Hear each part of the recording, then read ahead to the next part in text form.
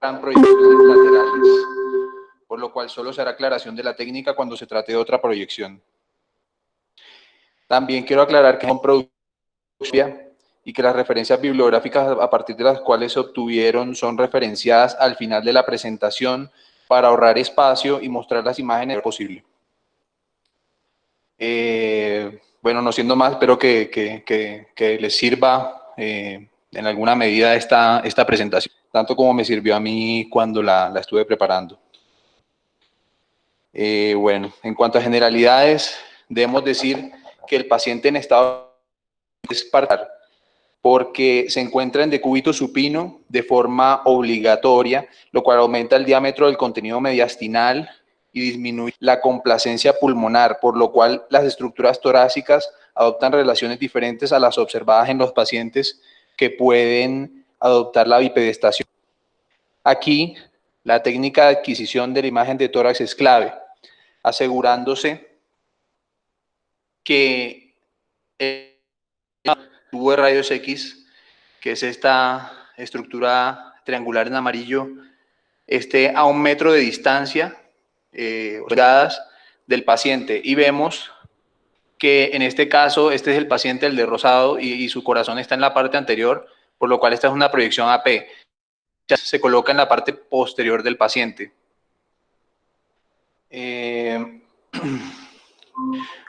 Esto es una situación particular para los pacientes de UCI porque no pueden adoptar la posición con la que se adquiere la mayoría de radiografías de tórax, que es la proyección PA o postero anterior. Cuando se compara con esta proyección postero anterior, observamos que la silueta mediastínica y cardíaca adquiere unas cercanas al tamaño real, porque pues se encuentra más cercano al chasis, que es donde se va a almacenar la imagen. En cuanto a la calidad técnica, debemos fijarnos que la radiografía se encuentre bien centrada en sentido cráneo-caudal. Penetración. Esto es que solo deben observarse los platillos terminales de las vértebras torácicas en una radiografía bien penetrada y no deben observarse vertebrales. Digamos, esta radiografía está bien penetrada porque solo se ven los platillos terminales, que son estructuras un poco más radiopacas vertebrales. Esta está un poco más penetrada porque se observan muy bien los cuerpos vertebrales. También debemos fijarnos que esté adecuadamente inspirada, ojalá coordinando la adquisición con el momento de máxima inspiración impartida por el ventilador y con una colimación adecuada. Es decir, que debe incluirse desde el tercio inferior del cuello, como en estos dos casos, que está bien colimada, tercio superior del abdomen, que en ambas está adecuadamente realizado. Esto es en cuanto a la rotación. En la práctica nosotros observamos los pedículos de las vértebras torácicas como el punto de línea central y medimos a cada lado la distancia que haya con los bordes mediales de las clavículas. Y de esta manera, cuando son iguales, son parejas, entonces digamos que está adecuadamente centrada, no está rotada la placa. Los artefactos de movimiento general del paciente porque se cambió de posición o del movimiento respiratorio, es decir, que cuando se adquiera la placa el paciente esté haciendo la expiración, estos artefactos se identifican por unos bordes borrosos de la silueta diafragmática como y también de los bordes de las costillas, que vemos que también están borrosos. En realidad, todas las estructuras óseas en esta radiografía se ven borrosas. Deben despejarse la mayoría de cables externos al paciente para analizar los dispositivos de soporte que tengan trayectos al interior del mismo. Finalmente, se adquiere la radiografía con un kilovoltaje de 80 a 100 kilovoltios con un tiempo de exposición mínimo para el artefacto de movimiento respiratorio. Bueno, esta es la segunda parte de la presentación. Aquí es donde vamos a empezar las preguntas. Entonces yo voy a dar 30 segundos aproximadamente para que se pueda hacer las consideraciones sobre las preguntas y discutimos. Inicialmente yo había hecho un Kahoot, pero me pareció muy complicado hacerlo aquí en virtual, entonces lo vine haciendo de esta forma. Entonces la primera pregunta dice así: ¿qué indicación tiene la radiografía de tórax en UCI? Las opciones son A, cambio en el estado clínico del paciente, B, colocación de dispositivos, C, de rutina todos los días, D, que las opciones A y B son ciertas. Entonces empezamos a contar ya. Por favor, escriban sus comentarios, sus opciones ahí en el chat.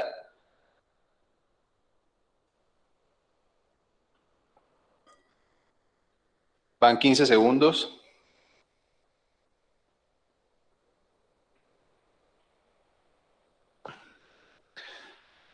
Faltan 5. Y tiempo.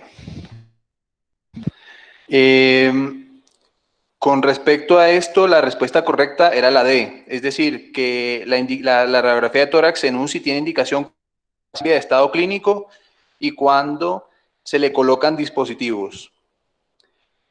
Con respecto a esto, se ha discutido por años la pertinencia diaria de las radiografías portátiles. El Colegio Americano de Radiología publicó los criterios de pertinencia de esta modalidad de imagen en 2014. Se vio por varios metaanálisis que no existe pertinencia en tomar radiografías portátiles diariamente, aún en pacientes con ventilación mecánica invasiva. Según la evidencia obtenida, se debe adquirir radiografías de tórax en los pacientes que ingresan a UCI y en aquellos que muestran algún deterioro clínico o que en los cuales se le haga inserción o retiro de un tubo o catéter. Estos son como los 3 escenarios donde está indicada. Entonces vemos en esta tabla la de si el estudio es apropiado o no. Entonces la radiografía es apropiada usualmente cuando el paciente es admitido en cuidado intensivo. Generalmente no es apropiada cuando el paciente está estable, sin cambios en el estado clínico. Es muy apropiada cuando el paciente muestra un deterioro clínico. Es muy apropiada después de la inserción de un tubo o catéter. Y puede ser apropiada cuando al paciente se le retira un tubo de tórax, que ya también vamos a analizar esa parte.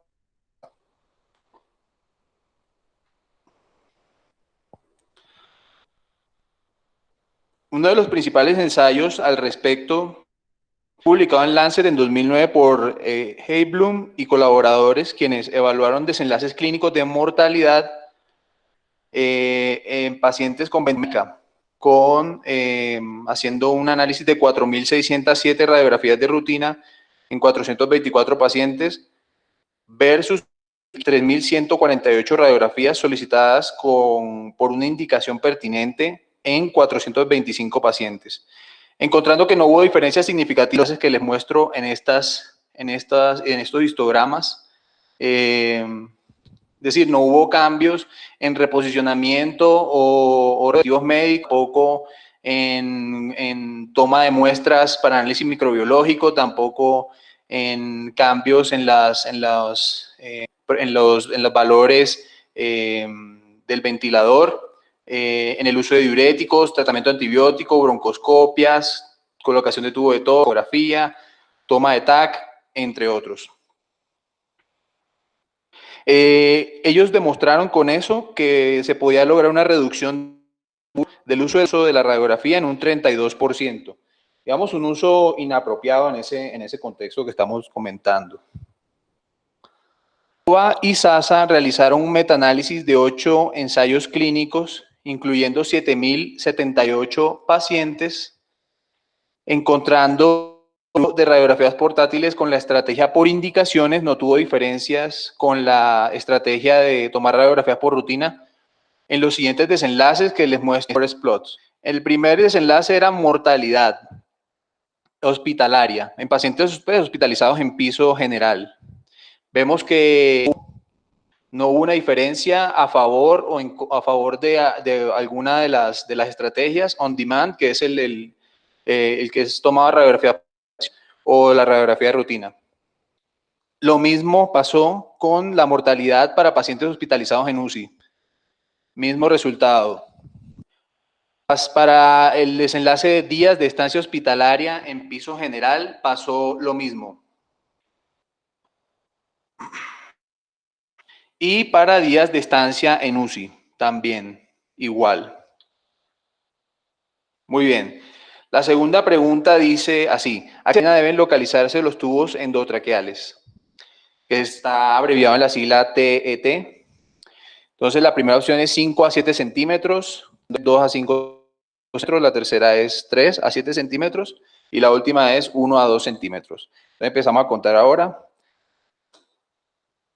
sus opciones, que recuerden todos los conceptos que existan al respecto y ya vamos a discutirla.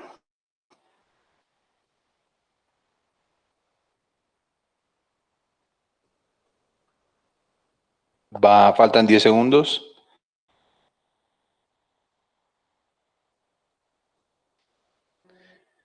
Y terminamos. Bueno. Para los que pensaron que la opción era la C, esa era la respuesta correcta. Los tubos endotraqueales tienen una banda radiopaca que llega hasta su extremo distal, por lo cual se pueden observar generalmente con el aire intratraqueal. La posición del tubo endotraqueal es variable según la posición de la cabeza, la cual es valorada por la mandíbula. Se acepta que en posición neutra el borde inferior de la mandíbula esté proyectado en el nivel de las vértebras C5 y C6. Y a veces puede verse y a veces puede no verse según la colimación de la placa. Hay placas más abajo, entonces ya no se vería C5 y C6. Entonces uno sabe que está neutra cuando no ve la mandíbula o solo ve si puede contar las veces. Empezamos aquí en la primera costilla, entonces esta sería T1, C7, C6, C5. Ahí es que estamos en C5. Muy bien, y el punto de referencia para evaluar la posición del tubo es la carina, que es este ángulo que se forma donde generan los bronquios fuente derecho e izquierdo.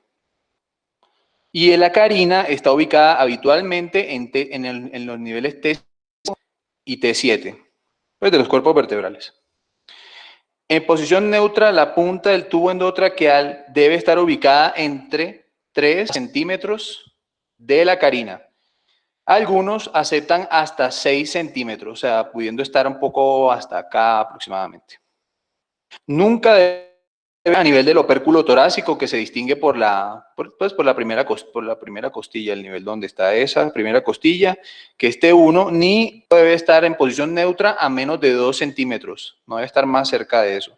Estos límites se aceptan para hablar de un tubo mal posicionado. Y el riesgo para hablar de un tubo alto es la extubación y la lesión de las cuerdas vocales, cuando está muy arriba.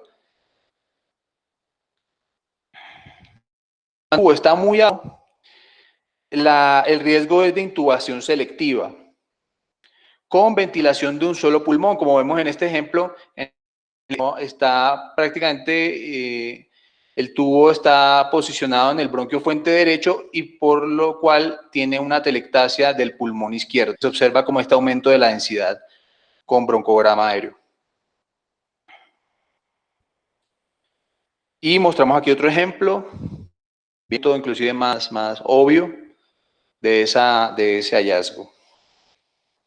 De anotar aquí es que generalmente las intubaciones se dan en el bronquio derecho porque el recorrido del bronquio derecho es más recto con respecto a la tráquea que el recorrido del bronquio izquierdo, forma un ángulo un poquito más agudo. Aquí para mostrarles que cuando la cabeza está, el tubo orotraqueal desciende. En este caso es esperable que exista en promedio 2 centímetros. O sea que ya nos pasamos del límite de 3 a 7 a un límite de aproximadamente de 5 a 1 centímetro. 5 lo más lejos, 1 centímetro lo más cerca, que podemos tolerar para un tubo que está en esta posición. Y como les decía, aquí en esta placa, poder que la cabeza está flexionada porque la mandíbula inclusive va llegando a T1, que normalmente debería estar, cuando está neutra, está en C5 o C6. Y cuando la cabeza está extendida, la mandíbula no se ve a nivel C3 y C4. En este caso no podemos decir porque simplemente la colimación no llegó hasta allá, pero bueno, digamos que en el ejemplo que la cabeza estaba extendida y cuando está extendida la cabeza, el tubo endotraqueal asciende en promedio 2 centímetros, por lo cual es normal encontrarlo inclusive hasta 9 centímetros proximalmente. Sí, y bueno, en el caso dado de que no se visualice la carina, como, bueno, inclusive este ejemplo nos sirve porque se ve, un tubo endotraqueal que esté correctamente colocado debe estar a nivel del cuerpo vertebral de T3 o 4. Esa es otra referencia anatómica. Aquí tenemos en T3. Ese tubo está bien colocado. Estos fueron obtenidos por Goodman, por el doctor Lawrence Goodman, en 100 radiografías de tórax tomó pacientes de acción mecánica. Fue publicado en 1976 en el American Journal of Röntgenology y continúan teniendo validez en la actualidad. Y ellos demostraron que la mayoría de carinas estaban ubicadas en el nivel T5, T6. Tercera pregunta dice así: ¿qué diámetro señala un balón neumotaponador sobreinflado? Tenemos 1 centímetros, 2 centímetros, 2.8 centímetros, 3.5 centímetros. Y empezamos a contar a partir de ya.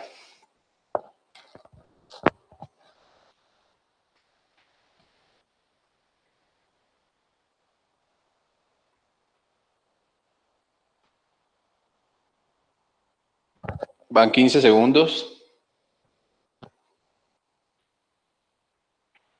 20 segundos. 25, faltan 5 y ya. Bueno, la respuesta correcta en esta era la C. Un balón taponador nunca debe estar inflado más de 2.8 centímetros.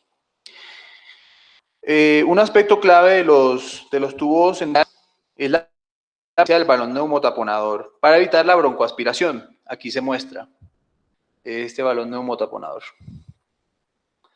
El neumotaponador pues está ubicado en el extremo distal del tubo y, como les decía, pues previene la broncoaspiración en caso de que haya reflujo de contenido gastrorespiratorio.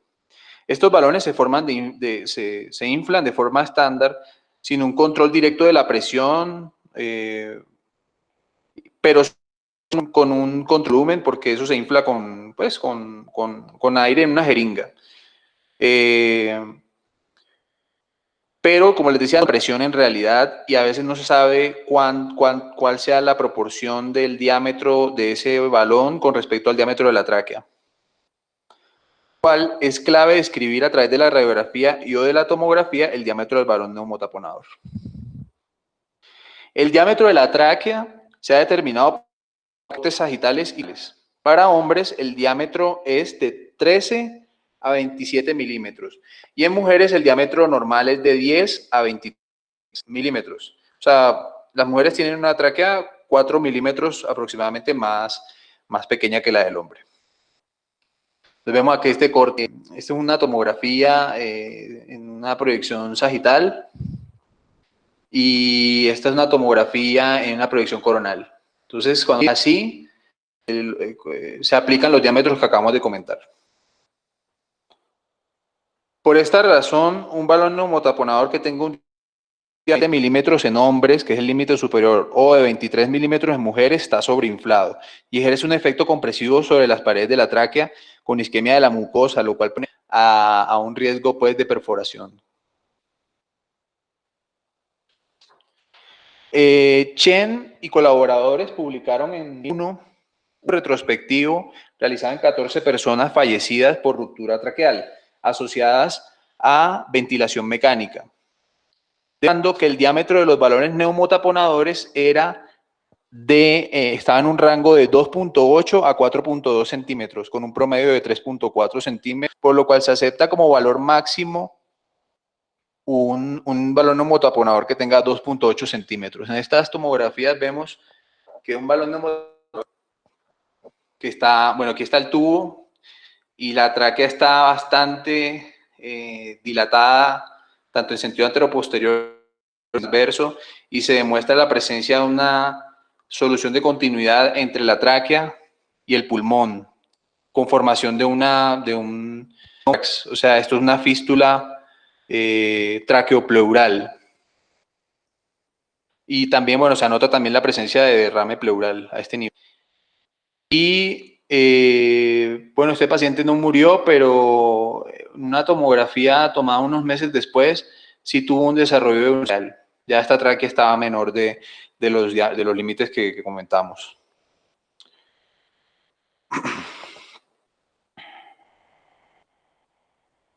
Perdón. Y de estos conceptos anatómicos se deriva que la posición de... No, perdón. Vamos a pasar a la siguiente pregunta. Bueno, la cuarta pregunta dice así: ¿a qué distancia de la carina deben localizarse los tubos de traqueostomía? La opción A dice la mitad a 2/3 de la distancia del estoma de la traqueostomía. La opción B dice 4 a 5 centímetros. Opción C, 2 a 3 centímetros. Y opción D, 1 a 2 centímetros. Y empezamos a contar el tiempo ya.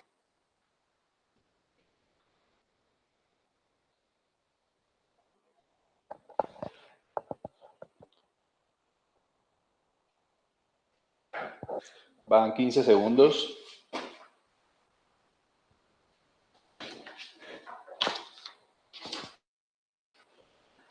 Van 20 segundos.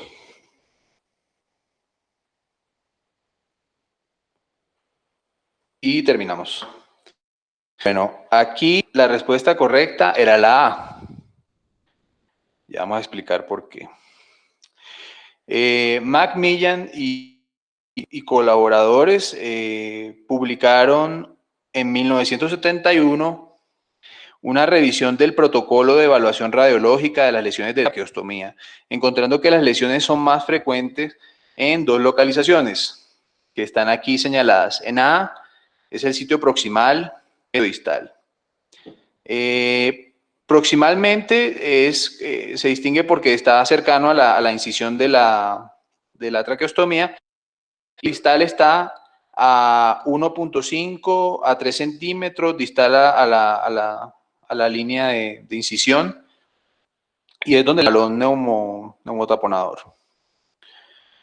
Las lesiones que se generaban en este tercio distal tenían particularidad que eran las siguientes. Se generaba estenosis, se generaba formación de granulomas, geomalacias y perforación de la pared traqueal. Y cuando estudiaron, pues se dieron cuenta que son la presión ejercida por el balón neumotaponador. Perdón. Si la punta de la traqueostomía es proximal al tercio medio, se ejerce un efecto de fulcro del sistema sobre la pared posterior de la tráquea, que nos sirve para ilustrar ese concepto. Sobre todo eso se da cuando se conecta la traqueostomía al aparato de ventilación mecánica, y esto pues desemboca en lesiones de la pared también. Bueno, entonces de estos conceptos deriva que la posición punta de la traqueostomía debe estar aproximadamente en la mitad de la distancia que existe, que está acá, y la carina, pudiéndose aceptar hasta 2/3 de la distancia, o sea, un poquito más abajo. Dado que aquí se ejerce menos efecto de fulcro del sistema cuando se conecta a la ventilación mecánica. Generalmente ese nivel adecuado corresponde al cuerpo de la vértebra, también como con los tubos endotraqueales. Y lo otro que debemos ver es el ancho del tubo, que debe ser aproximadamente 2/3 del diámetro de la tráquea. Aquí le señalé la tráquea en rojo y aquí comparamos con esta rayita blanca el diámetro del tubo de traqueostomía y aquí en esta otra el diámetro de la tráquea. Bueno, quinta pregunta, vamos por la mitad. ¿Cuál es la posición correcta de un tubo de tórax? A, con el extremo distal contra el mediastino. B, con todos los estomas del tórax. Y el extremo distal contra los recesos costofrénicos. C, el extremo distal contra el ápex del pulmón. D, depende de su finalidad, los estomas dentro del tórax. Entonces vamos a contar el tiempo a partir de ya.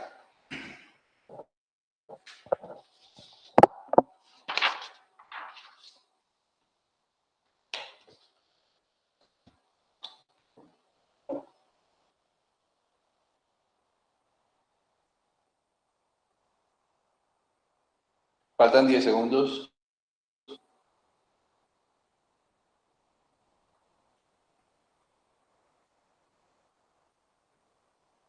Y ya, se cumplió el tiempo. Bueno, la respuesta era la D.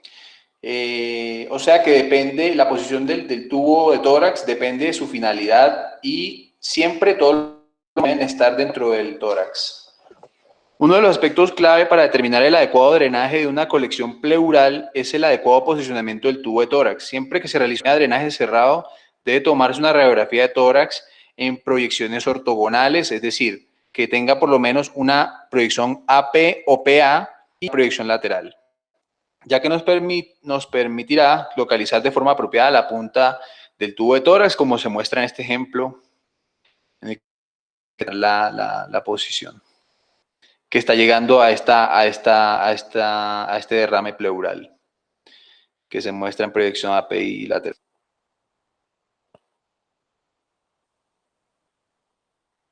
El tubo de tórax se identifica por una línea radiopaca que está impida.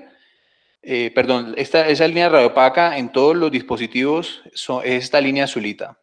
En tubos endotraqueales, nasogástricas, en todo lo que vamos a revisar. Es esta línea azulita, que se ha empleado universalmente como la línea radiopaca, y tiene estos estomas para el drenaje, pues, de las colecciones.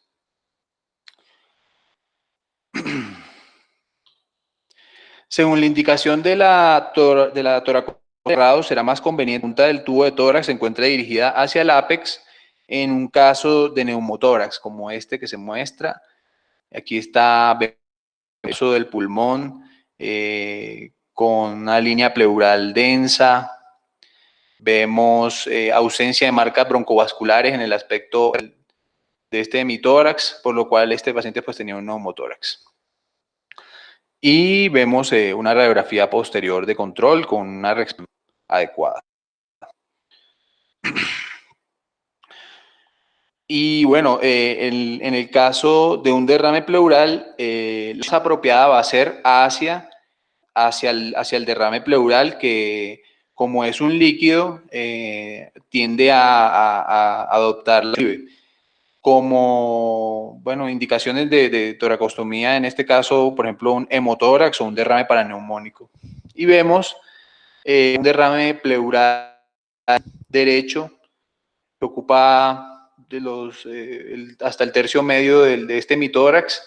Señalan la línea radiopaca, a veces no es fácil verla, como en este ejemplo. Pero en el control, bueno, es más clara la presencia del tubo de tórax. Y cuando la colección sea aceptada como forma tabicado, lo más apropiado es que la punta del tubo esté dirigida hacia esa colección. Como vemos acá, que es una colección con bueno, esta proyección primero es AP y se observa que el pleural pues no debería estar así en esta disposición, debería estar más así, más formando sí, posición declive, inclusive tiene una colección de aire en su interior que señala que está tabicado. La radiografía frontal debemos observar el extremo distal del tubo de tórax también, mirando que no sobre o no se sobrelape con la silueta cardíaca. Cuando esto ocurra, debemos sospechar que hay un posicionamiento de la punta en el mediastino, como se confirma en la tomografía simple. En esta misma proyección, es clave observar el trayecto del tubo de tórax y su posición, ya que no siempre se logra una inserción intratorácica del tubo o a veces inclusive puede quedar subpulmonar, como es este ejemplo. Porque bueno, la toracostomía de drenaje cerrado se hace básicamente a ciegas, se escoge, bueno, basado en los análisis del triángulo de seguridad, pero no hay una certeza absoluta de que esté ubicado en el tórax hasta que no se toma la radiografía. Y en esta radiografía lateral vemos otra complicación que es la inserción en el parénquima hepático, confirmado por que esto, bueno, eso es una complicación más grave todavía.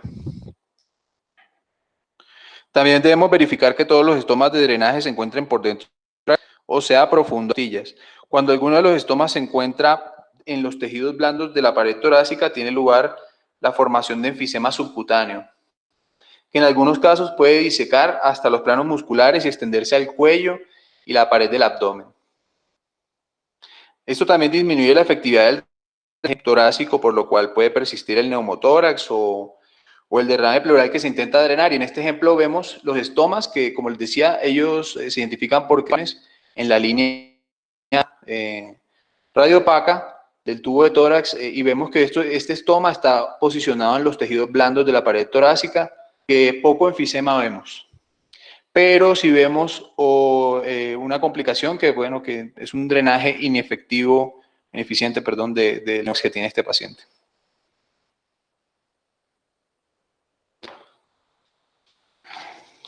Debemos detectar la presencia o ruptura del dispositivo, ya que puede llevar a una terapia ineficiente, aumento de los días de estancia hospitalaria y complicaciones, como vemos acá. Este es un anormal del tubo de tórax. No debe presentar estos acodamientos.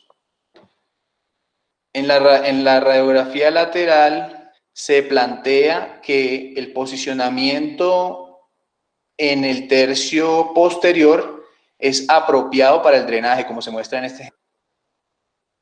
O sea, dividimos el pulmón en 3/3 y es más apropiado que esté acá a que esté adelante. Y la posición anterior se asocia a un tubo de tórax disfuncional. Un hallazgo clave de disfunción del tubo de tórax es consolidaciones alrededor del mismo, sobre todo aquellas que después de retirado el tubo no se resuelven. En caso de duda de un tubo de tórax, debe hacerse una tomografía simple de tórax y a través de esta modalidad se puede determinar la posición del tórax y en su trayecto y en la punta. Y se describe usando tres palabras o tres descriptores que son localización intrapleural, que es la adecuada, la localización intracisural, o sea, dentro de una cisura, que es inadecuada, como se ve en este ejemplo. Está aquí en la cisura menor. Y tenemos el tercer descriptor, que es la intraparenquimatosa, que también es inadecuada. En una serie de 75 pacientes críticamente enfermos a los cuales se les colocaron 122 tubos, se encontró que 21% de los pacientes tenían una posición intracisural y 9% una posición intraparenquimatosa. La pregunta dice la posición correcta del extremo distal de una sonda nasogástrica.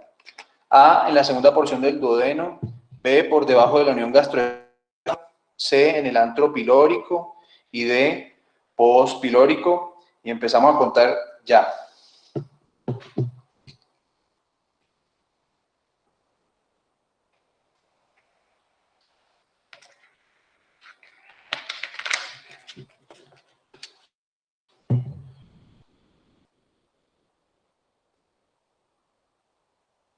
Van 20 segundos.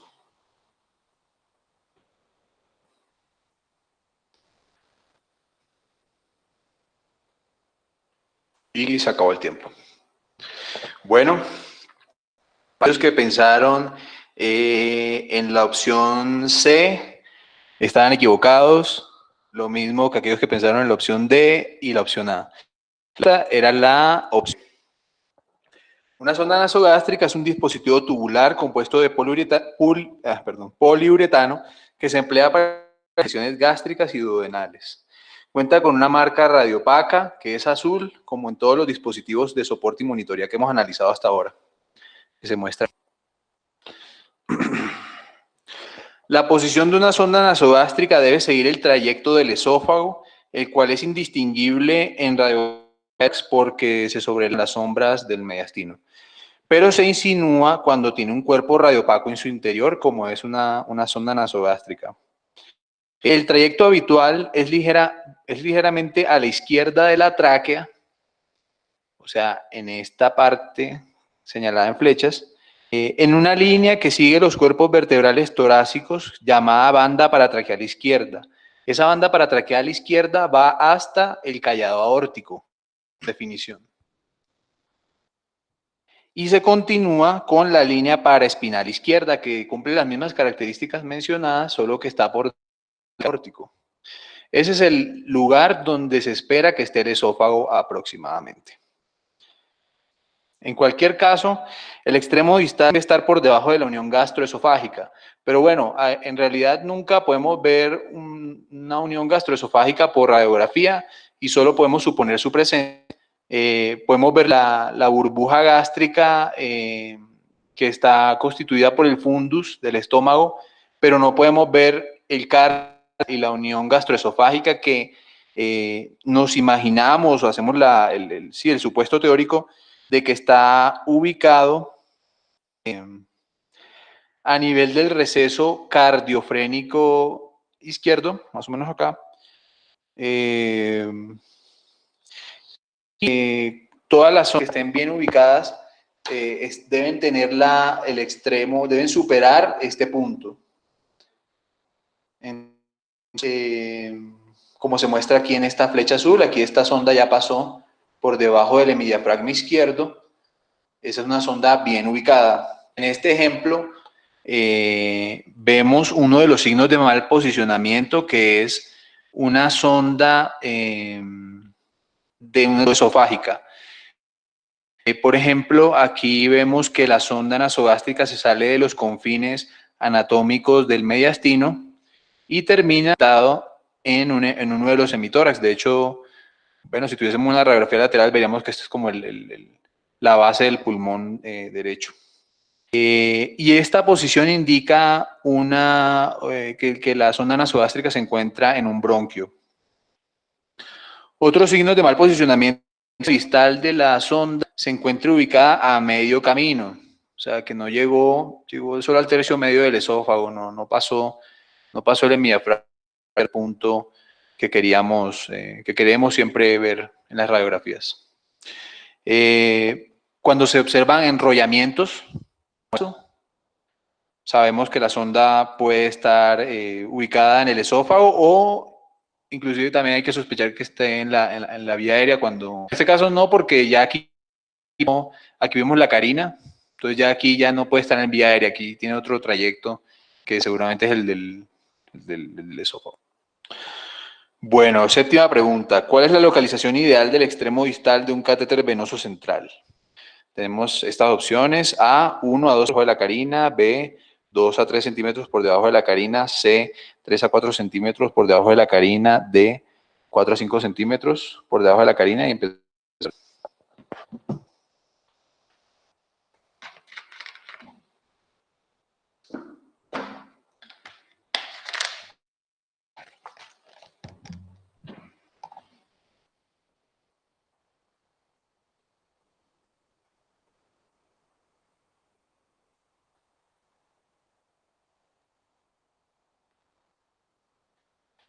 Bueno,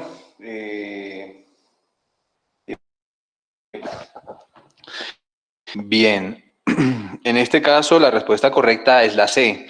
Los extremos distales de los catéteres venosos centrales deben estar a 3 a 4 centímetros por debajo de la carina. Ya les voy a explicar por qué. Aquí les muestro un catéter venoso central. Un catéter venoso de función generalmente temporal, aunque también hay catéteres que son permanentes, diseñados con otros materiales más costosos.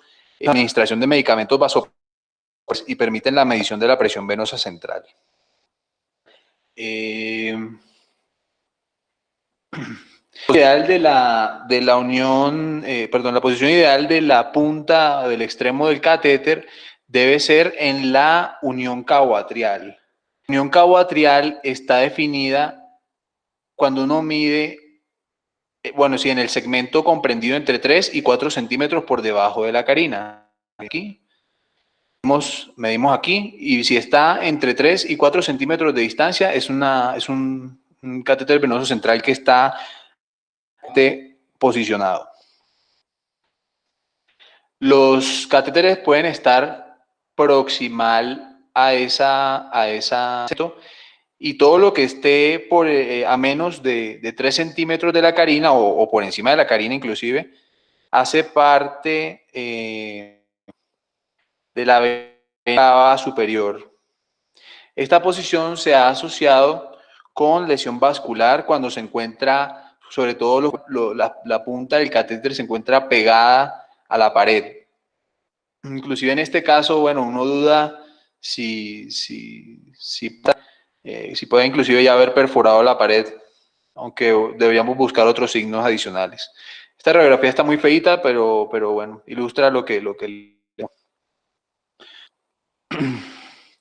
los catéteres cuya punta se encuentre a más de 3 a 4 centímetros de carina se encuentran en la aurícula derecha, posición que se ha asociado con arritmias, trombosis y de forma infrecuente con perforación miocárdica. Si son comunes los cambios de posición y el paciente cuando pasa de un decúbito supino a estar sentado, la punta del catéter puede migrar en sentido cefálico.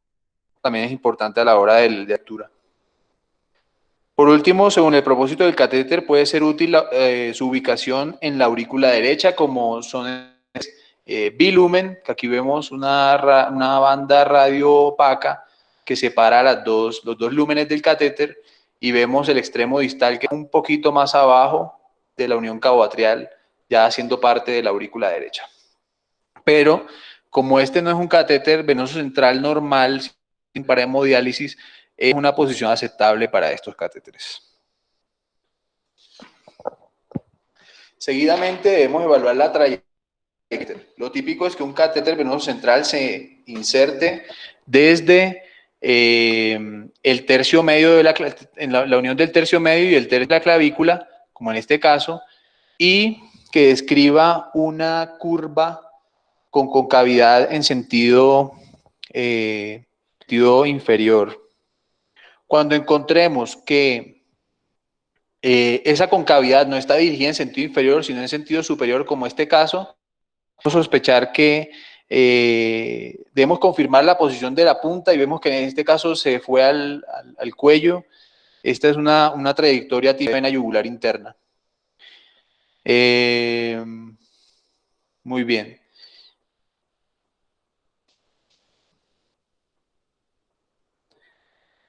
Otro otro trayecto anómalo es este que viendo cómo la punta del catéter y su extremo distal una trayectoria como siguiendo al esternón, es decir, para esternal, y en este caso debemos sospechar que está en la vena mamaria interna, que es una de las afluentes a la vena subclaviana.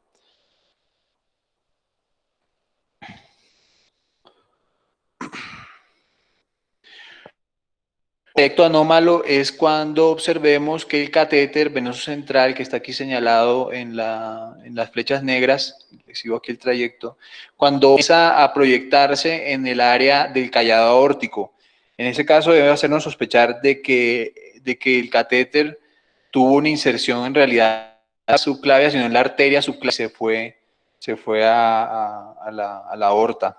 En estos casos siempre debe hacerse tomografía para confirmar y vemos que efectivamente la punta del catéter estaba en el callado aórtico.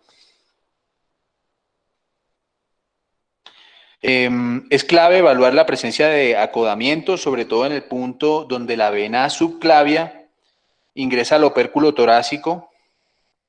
Eso está en la zona donde la vena está ubicada entre la clavícula y la primera costilla, donde más se rompen los catéteres. Y esa ruptura de catéteres la debemos sospechar cuando encontremos una alteración abrupta en el trayecto del catéter, en este caso como un doblez abrupto, o cuando veamos una disminución del catéter. En esos casos, reportar que es posiblemente una ruptura. Y a veces, pues, será obvia la ruptura, que observen los fragmentos separados del catéter. Otro tipo de catéteres que son los PICS, que son catéteres venosos centrales, pero de inserción periférica. Los vamos a identificar porque vienen de vaso, como en este caso, porque, bueno, el catéter, si fuese un catéter venoso central, no vería que hasta, digamos, la inserción se da, como les decía, en el de unión del tercio medio y del tercio interno de la clavícula, generalmente lo que vemos. Bueno, ya solo nos faltan 3 preguntas. Espero que todo el mundo esté atento. Yo sé que es una presentación un poquito larga, pero bueno, espero que les esté gustando. La octava pregunta dice así: ¿a qué tipo de dispositivo de conducción cardíaca corresponde aquel que tenga bobinas en vena cava superior y en ventrículo derecho? A, marcapasos unicameral, opción B, Holter, opción C, marcapasos resincronizador cardíaco y opción D, cardioversor desfibrilador automático. No le puse ese nombre porque creo que todos nos hubiésemos enredado más. Bueno, empezamos a contar el tiempo ya.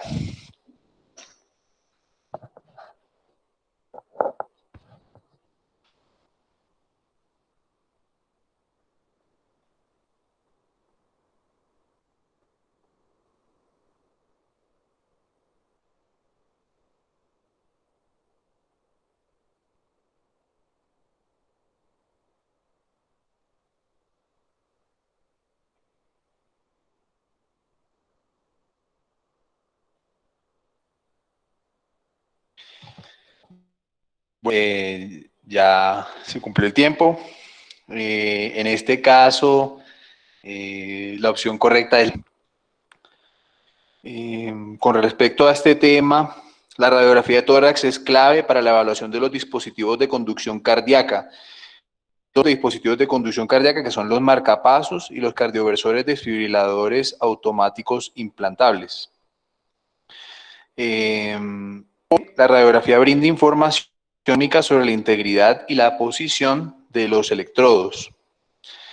El protocolo estándar de evaluación, digamos, de la inserción del dispositivo guiada por fluoroscopia y la realización de una radiografía de tórax en las primeras 24 horas a la inserción. En caso de no haber complicaciones, el paciente puede egresar de la institución y se hace un seguimiento en 4 a 6 semanas. Membrana de cribado y posteriormente, si todo está bien, simplemente se hacen radiografías de control cada 6 a 12 meses, que eso se llama la fase de mantenimiento. Los marcapasos, como les muestro en estas radiografías, se componen de un generador de impulsos, que es esta unidad, y uno o más electrodos, que es el cable que está después de esa unidad. El generador consiste en un cuerpo de titanio que contiene una batería de litio, que es radiopaca, como la vemos acá, y este dispositivo de impulsos se inserta en un bolsillo que se crea en el tejido celular subcutáneo superficial al músculo pectoral mayor. Más frecuentemente los vemos en el lado izquierdo pues, por la dominancia de la mano del paciente. Se identifica un eléctrico que está acá, que es todos estos cuadraditos, y identificamos el logo de la compañía que fabricó el dispositivo, e identificamos unos pines. Esos pines conectores son los que van a conectarse con los electrodos y son los que van a asegurar el funcionamiento, pues, de la unidad de la corriente cuando se genere. El logo de la compañía viene acompañado de la sigla MRI, MRI, que es como se dice, resonancia en inglés, para indicar la compatibilidad con el magneto superconductor del resonador. La característica que indica compatibilidad es la presencia de unas bandas radiopacas en el segmento proximal de los electrodos, que lo vemos en esta imagen. Entonces, de estos ejemplos, diríamos que este es compatible con resonancia y este es compatible con resonancia, y no así los otros ejemplos que les puse. Y ahí se identifican las casas comerciales de cada uno de ellos. La más vemos acá puede ser la de St. Jude Medical, esa es como la más reconocida. Los electrodos son conductores metálicos compuestos de 5 partes. Aquí les traje la fotico de un electrodo del marcapasos y una radiografía de ese marcapasos. Entonces se componen de 5 partes: un conductor, un aislamiento de silicona o poliuretano, el sensor o estimulador del electrodo, el mecanismo de fijación y el pin conector. El hemos señalado, el conductor pues está dentro de este cable que está recubierto por el aislamiento. En la punta, esta partecita radiopaca es el sensor que se encarga, bueno, de censar la actividad de interés y de ejercer la descarga eléctrica en los casos que se requiera. Y el mecanismo de fijación que está en la... Ya vamos a ir desglosando esos conceptos. El sensor o estimulador puede ser unipolar o bipolar. O sea, de uno o de dos banditas radiopacas al final. Este sería un ejemplo de un bipolar. El mecanismo de fijación se ubica en el cristal del electrodo y se fija las cámaras cardíacas por 2 mecanismos, un mecanismo pasivo y un mecanismo activo. El pasivo, en la fijación pasiva se encuentran estructuras cónicas como esta o con forma de aleta como esta. Del electrodo. En la fijación activa encontramos más que todo una estructura helicoidal a adherirse a la pared del miocardio. Debemos observar bien la posición de los electrodos, lo que nos va a decir de qué tipo de marcapasos tenemos. En el ilustramos la posición relativa de las diferentes cámaras cardíacas, reconociendo que la aurícula derecha forma el borde derecho de la silueta, el ventrículo derecho forma el borde anterior de la silueta cardíaca, mejor visualizado en la proyección lateral, y el ventrículo forma la mayor parte del borde izquierdo de la silueta cardíaca, y otra partecita pues está formada por la arteria pulmonar, la parte superior.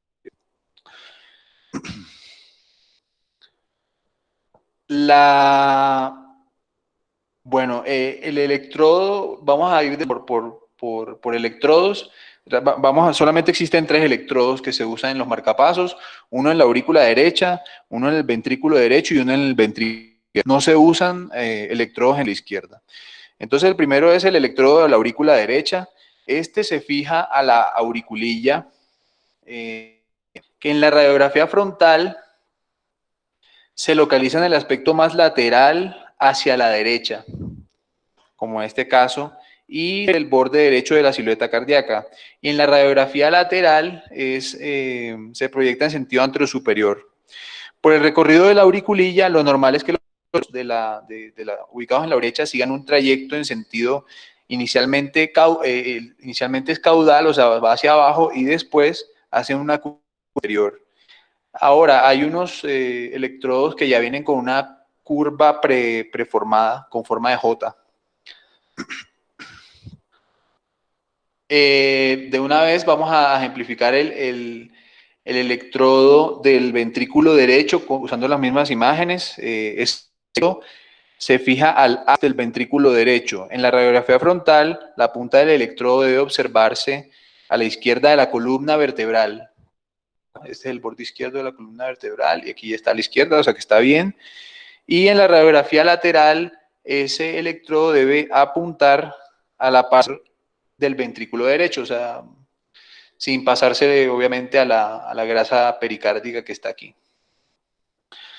En algunos casos, puede ser la punta de este electrodo en el tracto de salida del ventrículo derecho, en cuyo caso debe comunicarse con el cardiólogo para confirmar si se trata de una localización intencionada.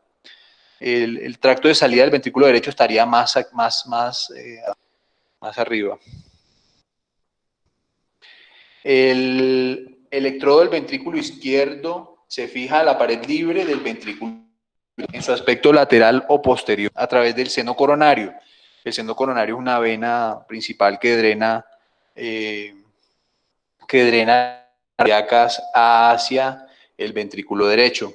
Entonces, accediendo a través de la aurícula derecha, accediendo a través de la aurícula derecha, se anula retrógradamente el seno coronario y se llega a la aurícula izquierda y se pasa a la pared libre del ventrículo izquierdo, que se describe en esta radiografía se describe el trayecto normal de un catete, de un electrodo del ventrículo. En la placa frontal debe estar orientado en sentido lateral y hacia abajo, y en la proyección lateral estar ubicado en el tercio posterior de la silueta cardíaca, como es este caso. Según el modo de función, se emplea una nomenclatura genérica para denominar marcapasos. Esta nomenclatura consta de 3 letras básicas. Aquí se muestra una nomenclatura más compleja que incluye 5, pero solo vamos a tener en cuenta estos 3. Las letras más frecuentemente usadas son A, aurícula, B pequeña, ventrículo, D, do, tanto aurícula como ventrículo. Y bueno, la primera letra, o sea, la primera letra corresponde a la acumulada por el electrodo, por el sensor del electrodo. La segunda va a corresponder a la cámara detectada o sensada por el electrodo, y la tercera letra va a corresponder a la respuesta generada al detectar el evento de interés.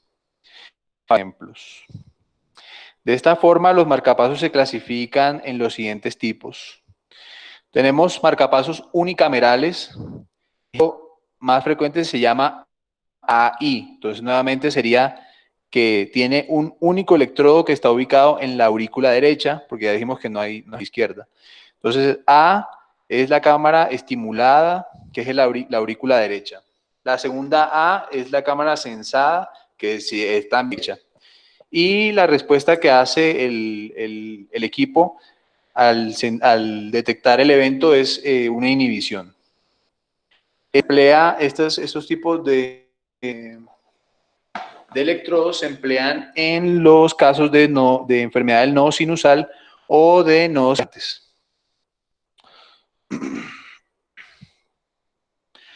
El segundo tipo de marcapaso unicameral se llama, entonces como ya ven, suponen, sensa y estimula el ventrículo derecho. Se usa para inhibir el marcapasos cuando exista un latido ventricular propio. Se emplea en casos de bradicardia ventricular. El segundo tipo de marcapasos son bicamerales. Entonces tenemos el primer ejemplo que se llama DDD, o sea que es doble en todo, tanto en cámara sensada como en cámara estimulada, y la respuesta se da tanto en la aurícula como en el ventrículo. Electrodos, uno ubicado en aurícula, vemos acá, y otro ubicado en el ventrículo derecho. Su respuesta es despolarizar. Y se emplea en bloqueos auriculoventriculares de segundo grado, MOVITS 2, y bloqueos AB de tercer grado. El tercer tipo de marcapasos son biventriculares.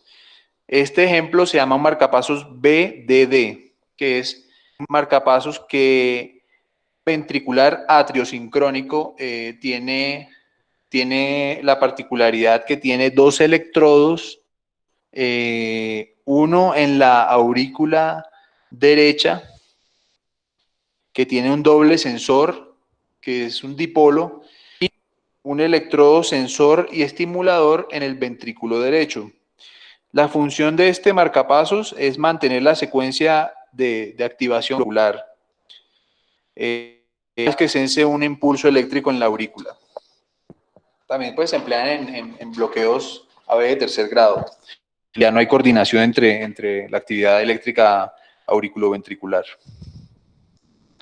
Y tenemos el último tipo de marcador sincronizador cardíaco, consta de 3 electrodos que se observan aquí, el de la aurícula derecha, aquí el del ventrículo derecho y el del ventrículo izquierdo. Y los vamos a identificar también acá en la radiografía lateral. Este es el de la aurícula derecha, este es el del ventrículo derecho y este de acá es el del ventrículo izquierdo. El del ventrículo izquierdo, bueno, ya saben, llega hasta ahí a través del seno coronario. Bueno, la principal indicación de este tipo de marcapaso resincronizador es la severa con bloqueo, sí, con bloqueos que condicionen un deterioro de la proyección.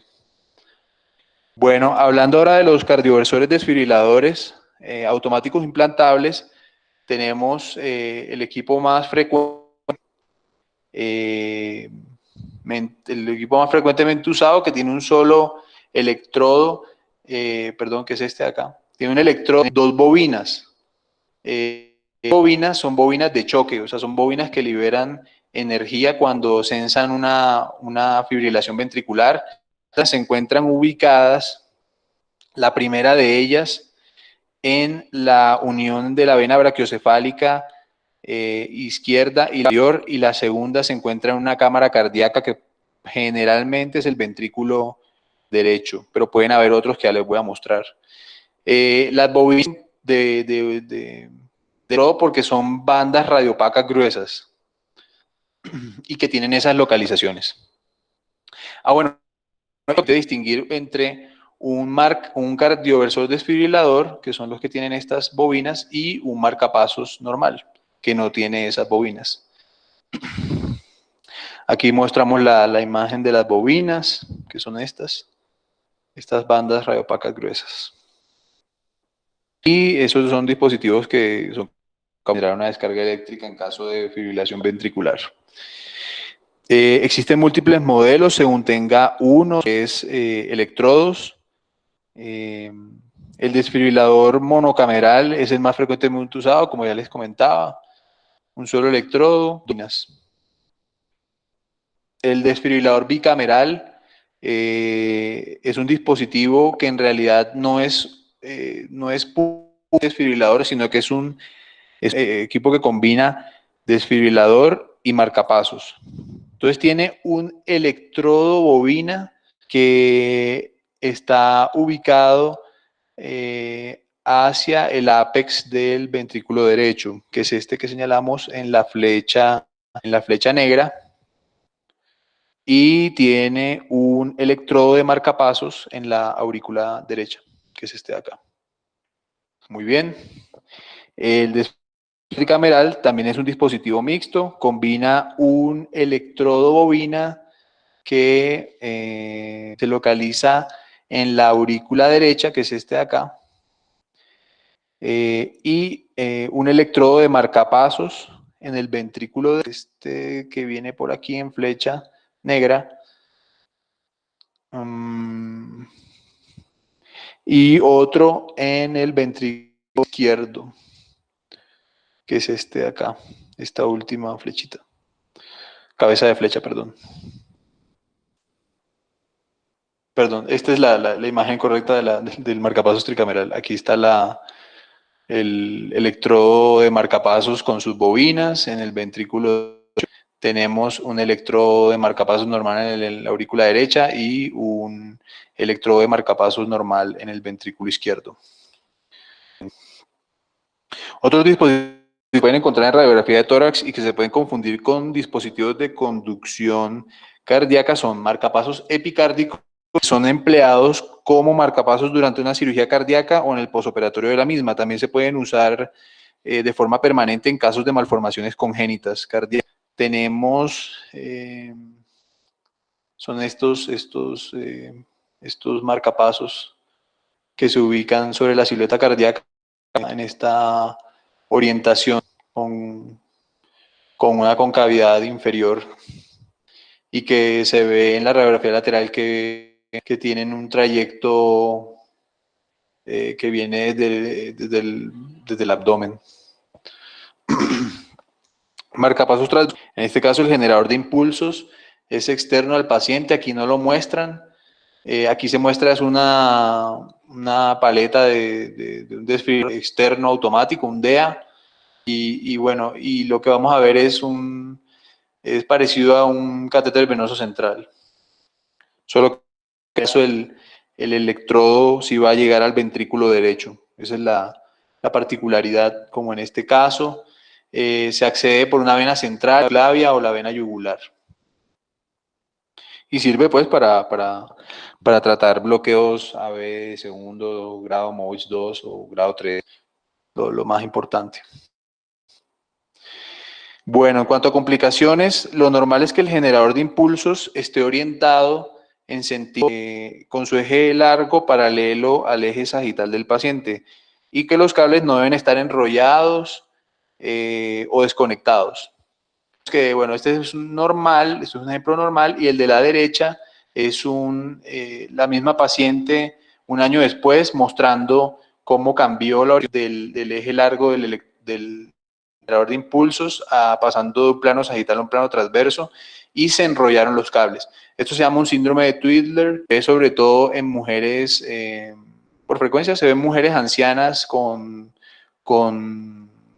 enfermedades neurodegenerativas, sobre todo Alzheimer, porque la paciente empieza a hacerse se empieza a tocar el marcapasos que se lo habían puesto y a enrollarlo ella misma en el tejido celular subcutáneo. Bueno, y esa es una complicación crónica en general. Existe otro síndrome que se llama el síndrome de Reed. Es una variante del Twidler, pero cuando el generador está rotado en sentido transverso. Bueno, se debe anotar la presencia de desconexión que van a estar señaladas cuando los puntos de inserción no estén al mismo nivel, como en este caso. Estos dos pines de inserción no están al mismo nivel y esto quiere decir que se desconectó. Y eso va a hacer disfuncional el marcapasos. Seguidamente, debemos evaluar la trayectoria del electrodo o de las bobinas, haciendo especial énfasis en que siga el trayecto esperado de un vaso y fijándonos muy bien en la presencia de puntos de acodamiento y cambios abruptos en el calibre del electrodo que sugieran la presencia de rupturas. Es muy franca la ruptura que existe, la fractura en el electrodo y en este caso también en la bobina de este desfibrilador.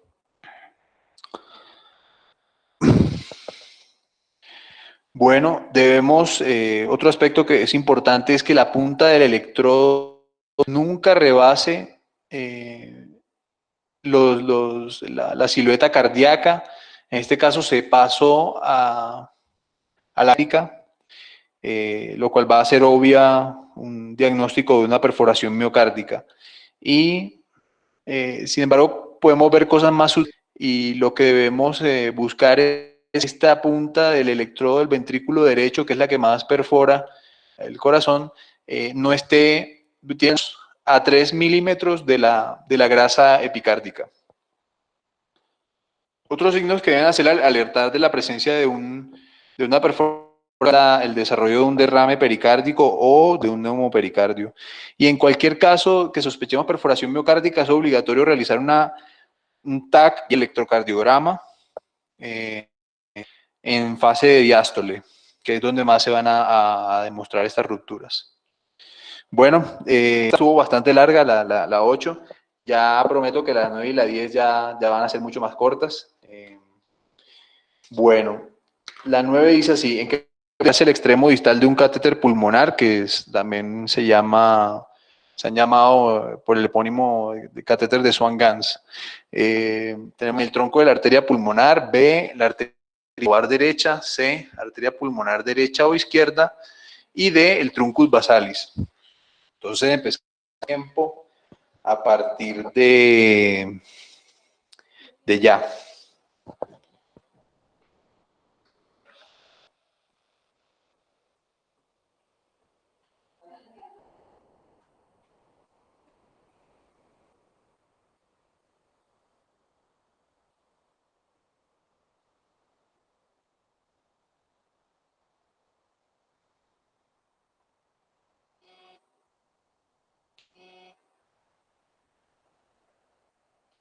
Y se cumplió el tiempo ya. Bueno, la opción correcta aquí era arteria pulmonar derecha o izquierda. Entonces, aquí les muestro un catéter de Swan-Ganz. Estos son catéteres con un balón de flotación extremo distal. Este es el extremo distal. Aquí ese baloncito se infla para medir la presión en la pulmonar, entre otros índices hemodinámicos que se pueden medir. Tiene bueno, el mecanismo en realidad es complejo, solo vamos a analizarlo de forma simple. Lo más importante es el concepto de que se mide la cuña de la arteria pulmonar y que ese balón extremo distal. Bueno, los catéteres de Swan-Ganz se insertan por una, como la yugular interna en este caso.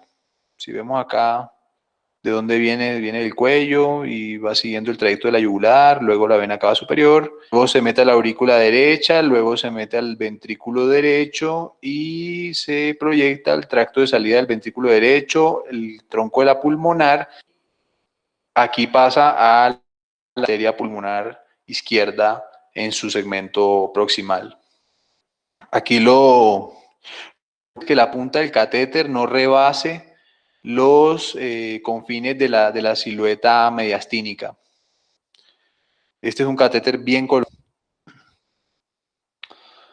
Pero podemos encontrar también que el catéter, la punta esté ubicada por fuera de la silueta mediastinal, como es este caso. Aquí ya inclusive a la arteria interlobar derecha, ya pasó de los y aquí debemos informar esta posición anómala porque deben retirar el catéter, dado que esta ubicación ovares, segmentarias o subsegmentarias implica un riesgo de ruptura de las arterias y de infarto pulmonar cuando se infla el balón de flotación para medir la presión de la arteria pulmonar.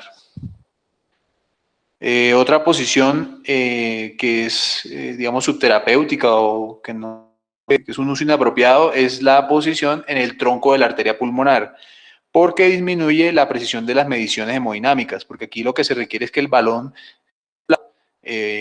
digamos, ocluya la luz de la arteria por el tiempo de medición y en este caso.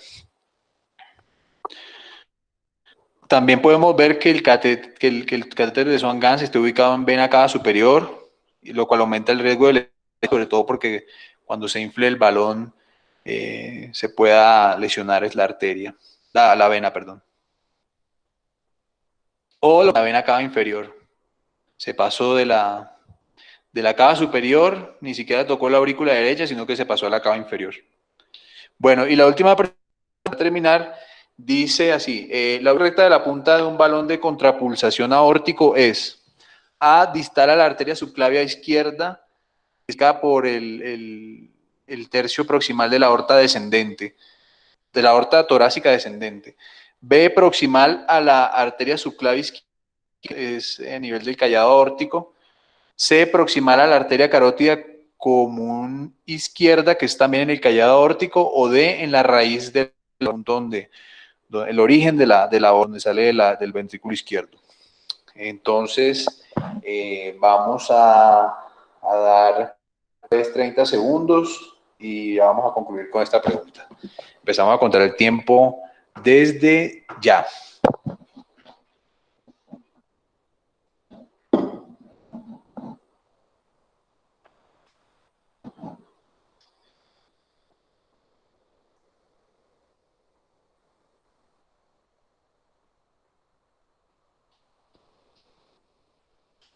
Van 20 segundos.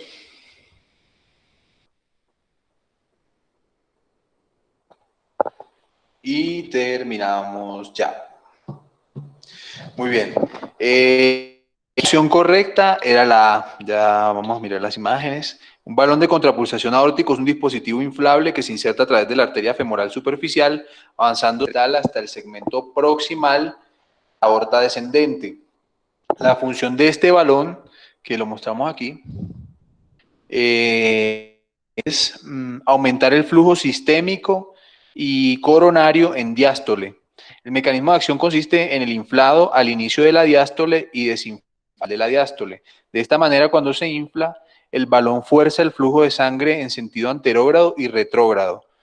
Anterógrado, pues a través de la aorta, y retrógrado a las coronarias. Y de esa manera aumenta el llenado de sangre de las cámaras cardíacas y el consumo de oxígeno, porque al empujar la sangre en la diástole a las ramas de la aorta disminuye la fuerza que tiene que hacer el ventrículo con cada sístole. Está indicado en casos de infarto agudo de miocardio con shock cardiogénico, en los posoperatorios de bypass coronario con estados de bajo gas, no tenga fracción de eyección menor de 20%, en casos de insuficiencia mitral, insuficiencia mitral aguda y en casos de trasplante. Lo que vamos a ver en radiografía es básicamente el extremo distal radioopaco que está acá. Esta es la punta del balón de contrapulsación. Vamos a ver generalmente, y con la fase del funcionamiento vamos a observar una estructura tubular radio cuando esté inflado el balón. En este caso está desinflado, pero nos vamos a fijar muy bien en la marca radiopaca, que es la que va a señalar el extremo y nos va a dar la información de si el balón está correctamente colocado o no. En la posición correcta es cuando esta marca punta esté ubicada en el punto proximal de la aorta torácica descendente, en el punto donde se une con el callado aórtico. Una posición alta es cuando esta marca radiopaca se proyecta sobre el callado aórtico, y aquí sí vemos el balón inflado, que es este de acá. El balón inflado. Entonces, como les explicaba, aquí está inflado, se devuelve la sangre por acá a las coronarias que están en la raíz de la aorta, y la sangre a través de las ramas de la aorta pues sufre también un impulso que favorece la función del ventrículo izquierdo. El problema de esta posición alta es que el balón, cuando se infle, puede ocluir algunos de los troncos supraórticos, o sea, la arteria subclavia izquierda, o la arteria carótida común izquierda, o la arteria brachiocefálica derecha. Y eso va a llevar a un riesgo de isquemia de los miembros superiores cuando se comprometen las subclavias, o de ACV cuando se comprometen las carótidas comunes. Baja, como este caso, que la marca radiopaca no está en el segmento proximal de la aorta descendente, sino que está como en el tercio. Cualquier punto ubicado distal al segmento proximal es una posición baja, y eso pues va a llevar también a un uso, digamos, inadecuado del dispositivo. Bueno, y quería traerles dos dispositivos adicionales por si alguna vez se los encuentran. Esto se llama un dispositivo de asistencia ventricular izquierda. Se usa para casos de falla cardíaca severa, resincronizador cardíaco. Se usa generalmente como una terapia puente al trasplante cardíaco. Consta de un sistema que dirige el flujo desde el ventrículo izquierdo por una cánula de influjo, que es esta señalada en la flecha negra. Lo pasa a través de una bomba que va a hacer la que ayude al ventrículo izquierdo, y va a pasar a una cánula de eflujo que va a conectarse con la aorta. Y aquí esto lo vemos en la radiografía, y aquí lo vemos en la tomografía: cánula de influjo, la bomba y la cánula de... Estos sistemas se ubican en un bolsillo subdiafragmático del espacio pericárdico, y uno de los más empleados de este tipo se llama el HeartMate 2, que es justamente el de esta imagen. Y sobre él, en la radiografía, debemos describir el ángulo que se forma entre la cánula de influjo, que es esta, y la bomba. Un ángulo que sea superior a 55 grados. En este caso, pues es un ángulo recto, casi 90 grados, pero cuando esté inferior a 50, que veamos que esta cánula de influjo está por acá, debe escribirse como mal posicionamiento, porque se asocia con trombosis y con ACV. Y por último, tenemos tubos mediastinales que son usados en el postoperatorio de cirugía cardíaca. Vemos acá proyectado en la parte anterior del mediastino este tubito, y esos tubos mediastinales generalmente adoptan esas curvas. Bueno, aquí lo clave va a ser indagar en la historia clínica por el antecedente de cirugía cardíaca reciente. Y bueno, eso fue todo. Muchas gracias por la atención brindada. Espero haberlos ayudado de alguna manera a aumentar el conocimiento sobre la evaluación de los dispositivos de monitoreo y soporte del paciente crítico. La bibliografía que usé, las páginas de internet que consulté. Este es mi correo electrónico, correos, por si requieren cualquier información adicional, o si en alguna cosa los puedo ayudar con alguna imagen o lo que se les ofrezca en orden. O me pueden encontrar aquí en el Hospital Universitario Nacional de Colombia, en el Departamento de Radiología e Imágenes Diagnósticas, que está ubicado en la área oriental. Como mencionaron al inicio, yo dejé un documento en PDF con lo disponible, y viene con otro contenido adicional de 5 entidades frecuentes e importantes en UCI, en una versión ampliada, un poco más ampliada de lo que fue, aunque no lo crean. Y bueno, nuevamente gracias. Muchas gracias, doctor Andrés. En este momento vamos a pasar a las preguntas. Entonces, si alguien tiene preguntas, por favor, déjenos saber en el chat y les vamos dando micrófono. Perfecto.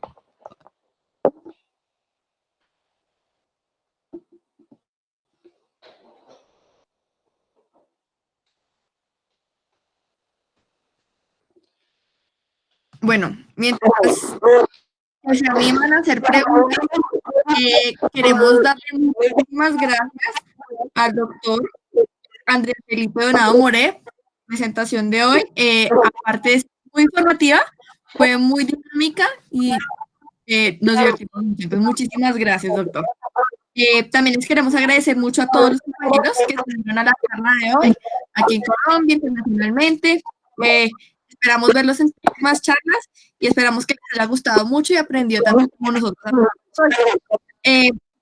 Les recomendamos llenar el formulario que está junto en los mensajes. En este momento voy a ver si les voy a mandar otra vez para que por favor lo llenen este formulario.